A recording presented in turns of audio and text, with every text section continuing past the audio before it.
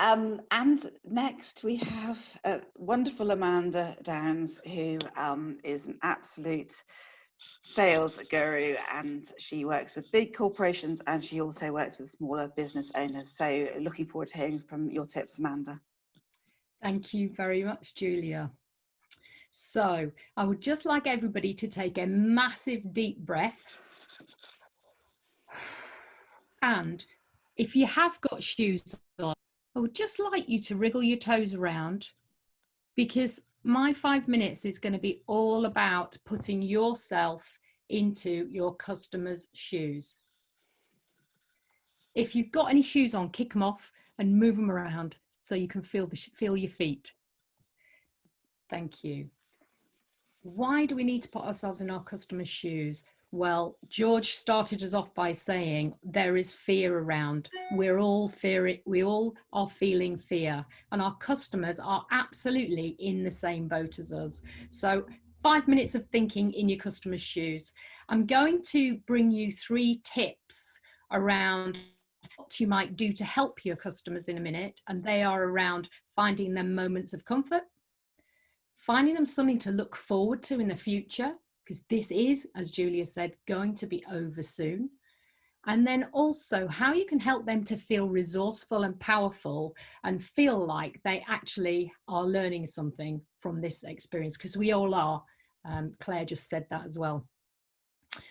When we talk when we deliver our sales academies at Uspire, and when I work with SMEs at Sales Growth Expert, I use a really straightforward sales process, and it's connect, learn, match, and then complete. Connect, learn, match, and complete.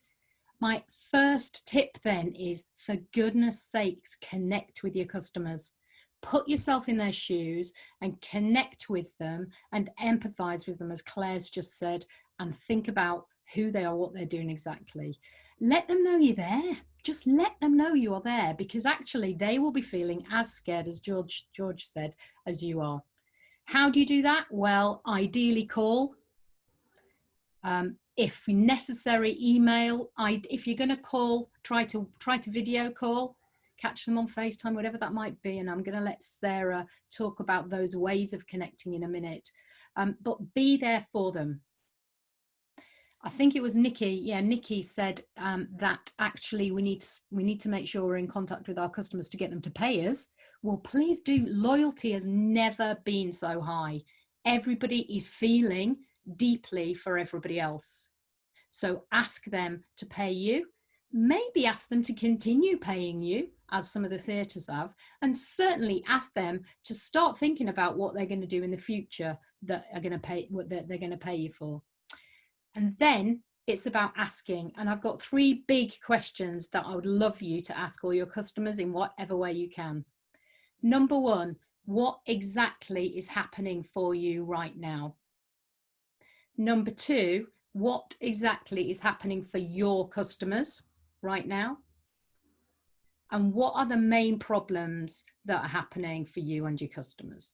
Those 3 questions, because then that allows us to think about what we can do that's different, or what we can continue to do. We work with quite a lot of business in the food industry, and I'll tell you what, they are flat out.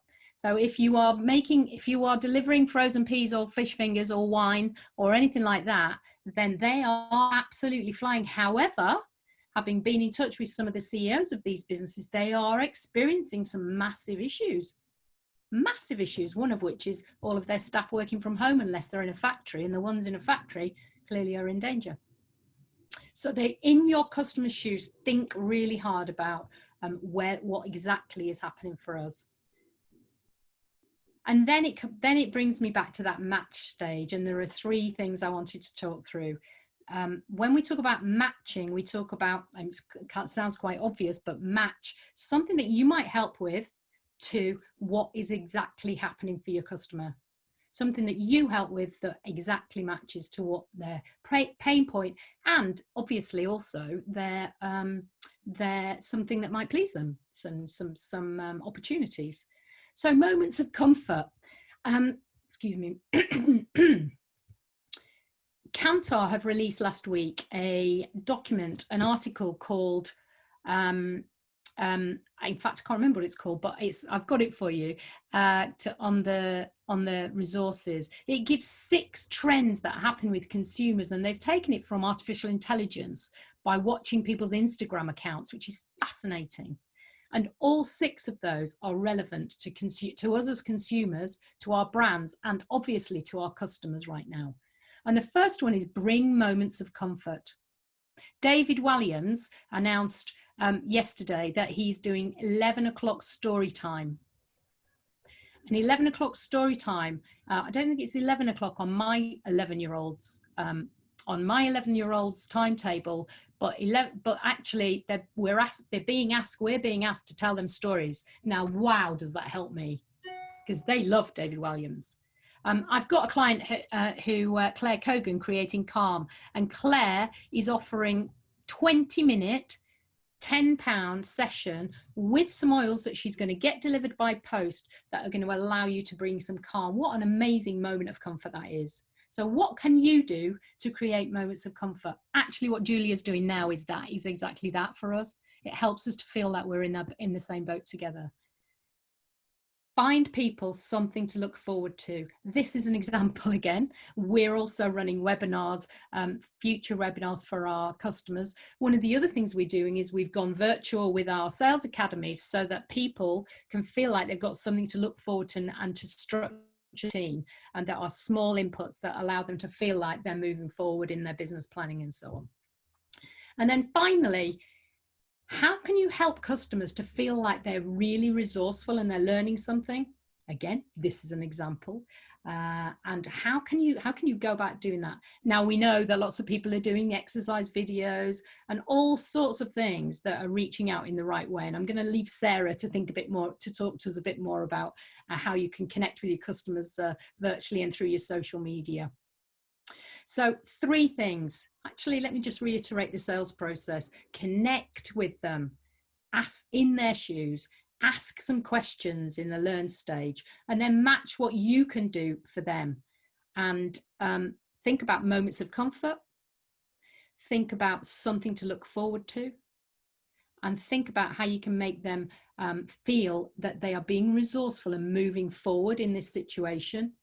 There are 3 others which I'll leave you to look at in the Kantar article, but they are gold dust actually for everybody, whether you're B2C or B2B. We're running a webinar on Monday, which is called Leading Sales from Home. It's a free webinar. It's myself and my colleague, Mark Francis, and you are absolutely more than welcome to join us when we'll have some more ideas. Thank you, Amanda. Absolutely brilliant. Love Mark too. So thank you for that really helpful tips. So thank you so much that we're all taking away from this. This is absolutely brilliant.